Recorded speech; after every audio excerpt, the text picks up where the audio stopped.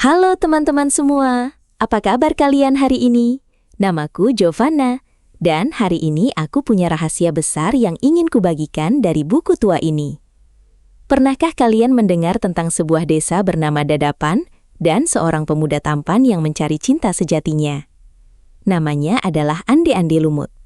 Tapi kisah ini bukan sekedar mencari pasangan biasa, melainkan tentang kesetiaan yang luar biasa. Ayo, ikut aku masuk ke dalam petualangan ajaib ini, karena sesuatu yang besar akan segera dimulai. Apakah kalian sudah siap untuk melihat bagaimana keajaiban itu terjadi di depan mata kita? Di video kali ini, aku, Giovanna, akan membawa kalian terbang melintasi waktu menuju tanah Jawa Timur yang indah. Kita akan belajar tentang arti kesabaran, kejujuran, dan bagaimana hati yang bersih akan selalu menemukan jalannya pulang. Aku akan bercerita tentang Klenting Kuning dan saudara-saudaranya, serta pertemuan mereka dengan kepiting raksasa yang licik. Jangan berkedip ya, karena setiap detik dari cerita ini penuh dengan pesan moral yang sangat berharga untuk kita semua. Mari kita mulai perjalanan ini bersama-sama di dunia legenda Nusantara yang penuh warna. Dahulu kala, hiduplah dua kerajaan besar yang bertetangga, Kerajaan Jenggala dan Kerajaan Kediri.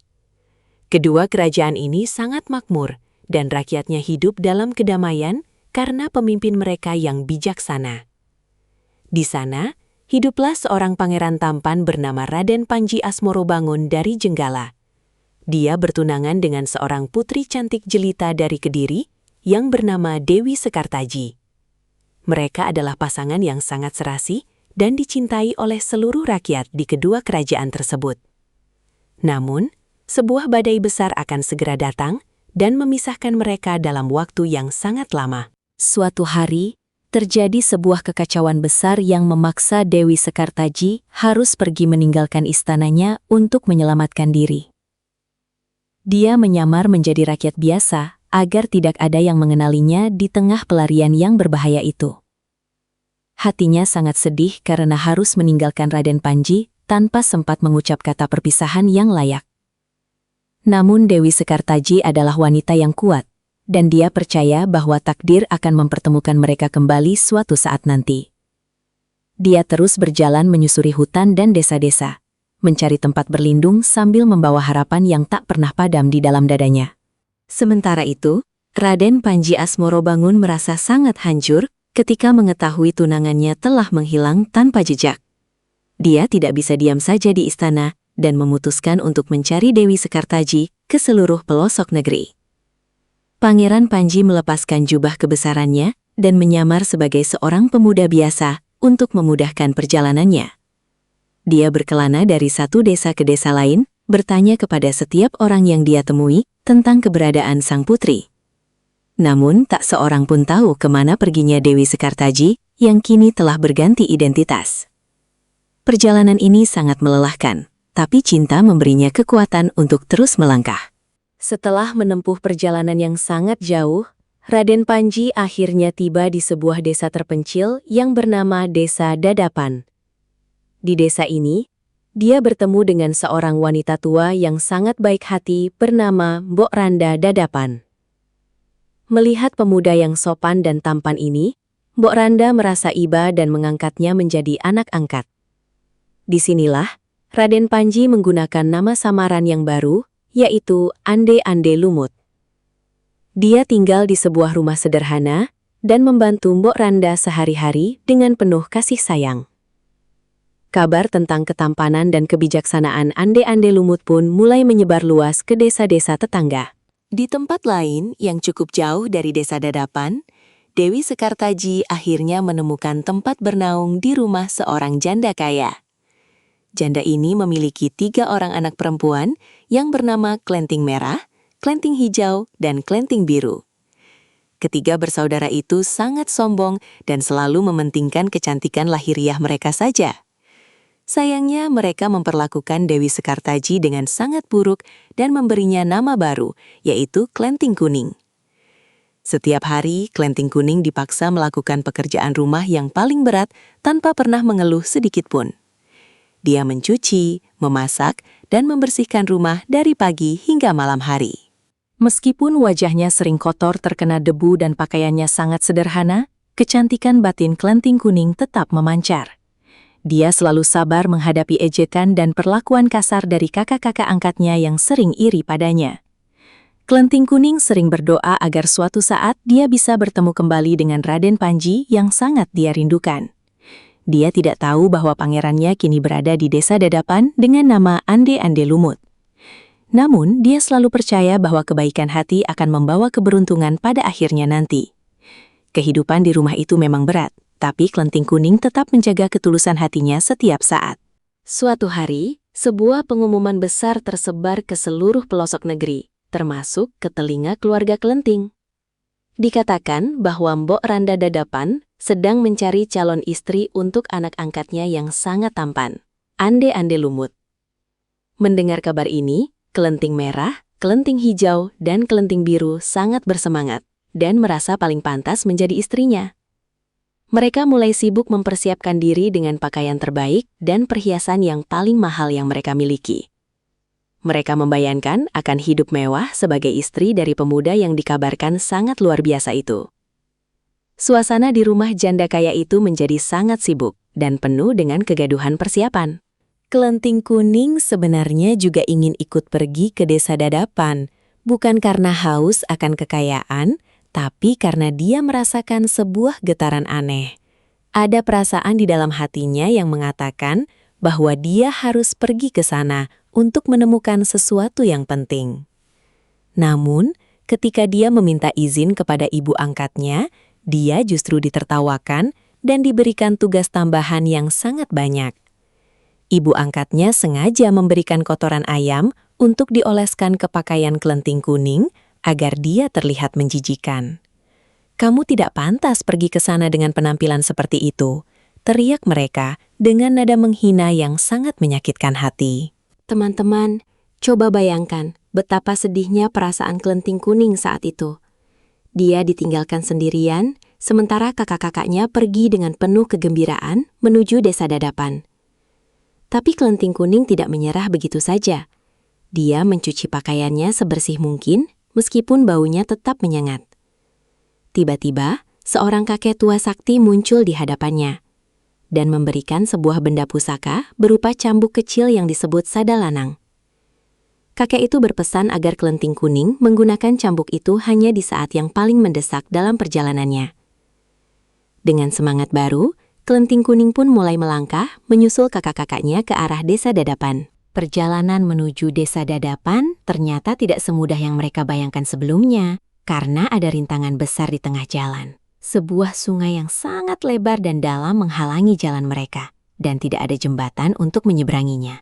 Air sungai itu mengalir dengan sangat deras, dan terlihat sangat berbahaya bagi siapapun yang mencoba berenang. Kelenting Merah, Kelenting Hijau, dan Kelenting Biru berdiri di tepi sungai dengan perasaan bingung dan takut. Mereka tidak ingin merusak pakaian indah mereka jika harus nekat masuk ke dalam air yang kotor itu. Tiba-tiba, muncullah sesosok makhluk raksasa dari dalam air sungai yang membuat mereka semua terkejut. Makhluk itu adalah seekor kepiting raksasa yang sangat besar dan menyeramkan bernama Yuyu Kangkang. Dia memiliki capit yang sangat kuat dan mata yang melotot menatap ketiga gadis cantik tersebut. Yuyu Kangkang menawarkan bantuan untuk menyeberangkan mereka ke seberang sungai dengan punggungnya yang keras. Namun, bantuan itu tidaklah gratis, karena Yuyu Kangkang meminta sebuah imbalan yang sangat aneh dan tidak sopan. Dia meminta masing-masing dari mereka untuk menciumnya sebagai tanda terima kasih atas jasanya. Ketiga bersaudara itu saling pandang. Mereka merasa jijik, tapi juga sangat ingin segera sampai ke tempat Ande-Ande Lumut. Karena rasa ambisi yang begitu besar untuk memenangkan hati Ande-Ande Lumut, mereka akhirnya menyetujui syarat buruk dari Yuyu Kangkang. Satu persatu, Kelenting Merah, Kelenting Hijau, dan Kelenting Biru mencium kepiting raksasa yang bau itu agar bisa menyeberang. Yuyu Kangkang tertawa terbahak-bahak karena merasa menang bisa menjebak gadis-gadis yang sombong itu dengan syaratnya. Setelah sampai di seberang, mereka segera membersihkan diri dan melanjutkan perjalanan dengan perasaan bangga tanpa rasa malu sedikit pun. Mereka berpikir bahwa tidak ada yang akan tahu tentang perbuatan mereka yang memalukan demi mencapai tujuan mereka. Mereka tidak sadar bahwa kesucian hati jauh lebih penting daripada sekadar sampai di tujuan. Beberapa saat kemudian, tibalah Klenting Kuning di tepi sungai yang sama dengan pakaiannya yang kusam dan berbau menyengat.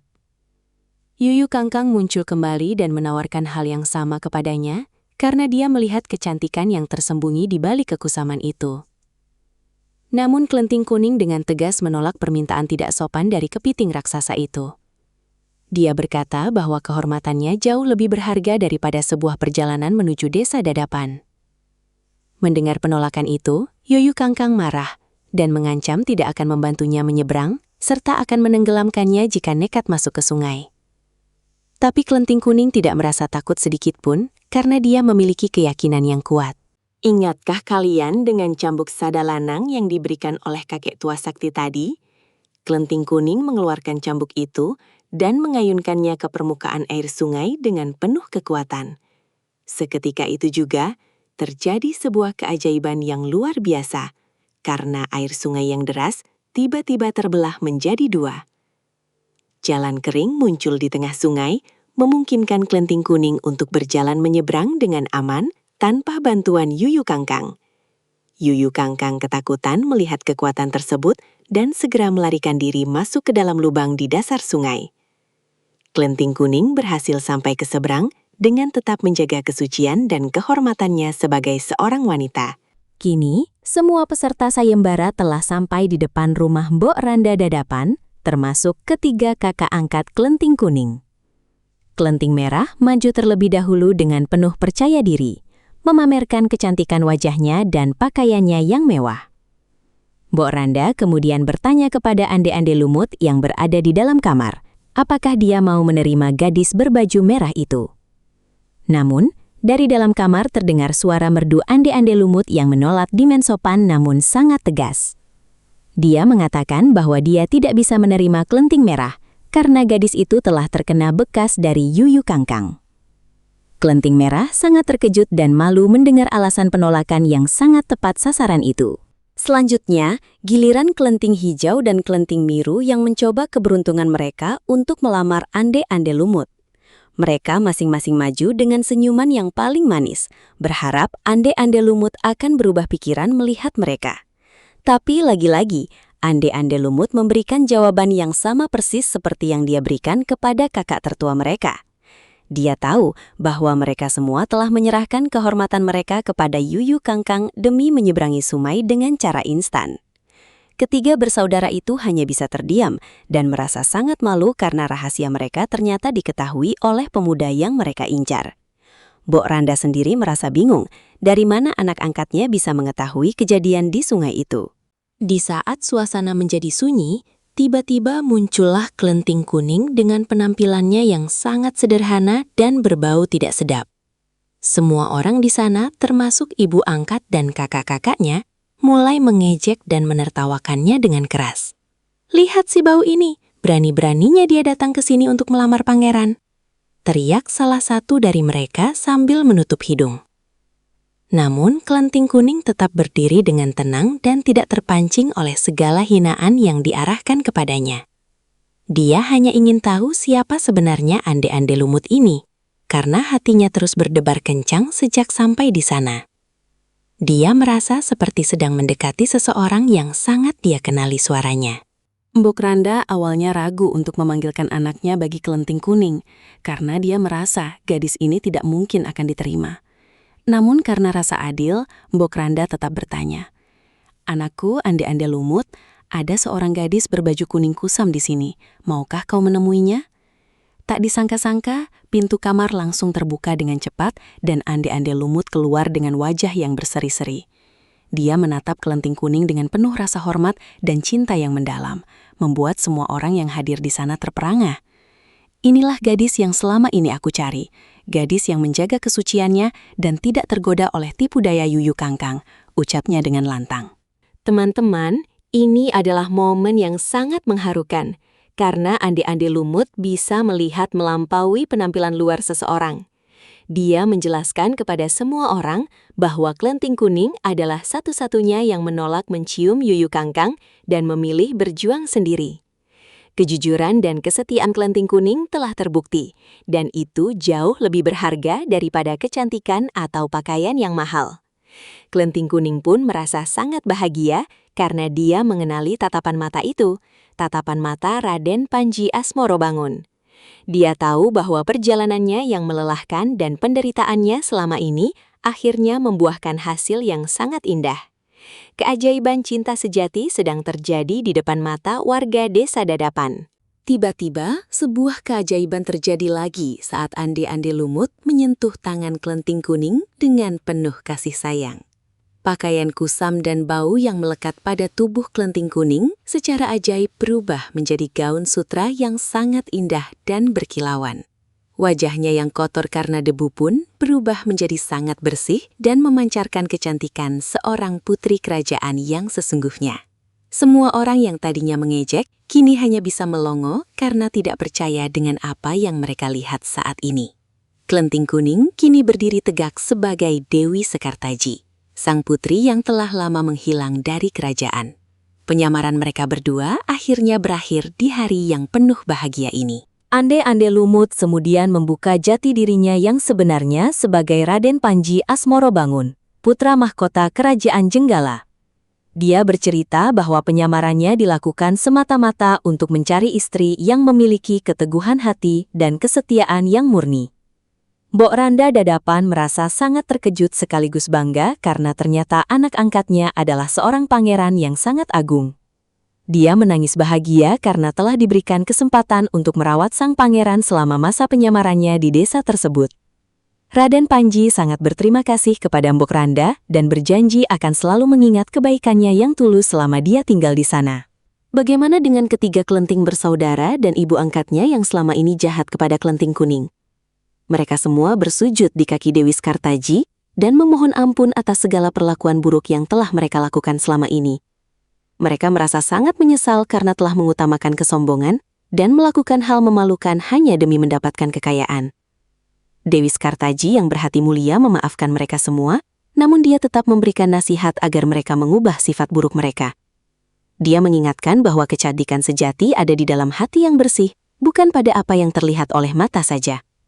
Pelajaran ini benar-benar menusuk ke dalam hati mereka yang paling dalam. Raden Panji Asmorobangun kemudian mengajak Dewi Sekartaji untuk kembali ke istana, agar mereka bisa segera melangsungkan pernikahan yang agung. Berita tentang ditemukannya sang putri dan kembalinya sang pangeran segera sampai ke telinga raja di kedua kerajaan tersebut. Seluruh rakyat bersukacita merayakan kembalinya pasangan yang sangat mereka cintai dan mereka rindukan itu. Persiapan pesta pernikahan mulai dilakukan dengan sangat meriah, mengundang semua orang dari pelosok negeri untuk hadir. Kisah petualangan mereka di desa Dadapan menjadi legenda yang akan diceritakan secara turun-temurun oleh rakyat Jawa Timur. Akhirnya, dua hati yang sempat terpisah oleh takdir, kini telah bersatu kembali selamanya. Mbok Randa Dadapan pun diajak tinggal di istana sebagai bentuk rasa terima kasih Raden Panji atas kasih sayang yang telah diberikan. Beliau tidak lagi harus bekerja keras di hari tuanya dan hidup dalam kemuliaan bersama keluarga kerajaan yang sangat menghormatinya. Ini adalah bukti bahwa setiap perbuatan baik, sekecil apapun, pasti akan mendapatkan balasan yang setimpal dari Yang Maha Kuasa. Desa Dadapan pun menjadi desa yang sangat terkenal dan makmur sejak kejadian yang sangat luar biasa itu terjadi. Rakyat di sana selalu mengenang kisah Ande-Ande Lumut sebagai pengingat untuk selalu berbuat jujur dalam kehidupan sehari-hari. Kebahagiaan kini menyelimuti seluruh negeri tanpa ada lagi kesedihan. Nah, teman-teman, dari kisah yang Jovana ceritakan tadi, ada banyak sekali pelajaran yang bisa kita ambil untuk kehidupan kita. Pertama, jangan pernah menilai seseorang hanya dari penampilannya saja, karena kita tidak pernah tahu keindahan apa yang ada di dalam hatinya. Kedua, kejujuran dan menjaga kehormatan diri adalah kunci utama untuk mendapatkan kebahagiaan yang sejati di masa depan nanti. Ketiga, kesabaran dalam menghadapi cobaan pasti akan membuahkan hasil yang manis pada waktu yang tepat menurut rencana Tuhan. Seperti Kelenting Kuning, meskipun dia dihina dan diperlakukan buruk, dia tetap teguh pada prinsipnya dan akhirnya menjadi seorang ratu. Bukankah itu sangat luar biasa dan menginspirasi kita semua?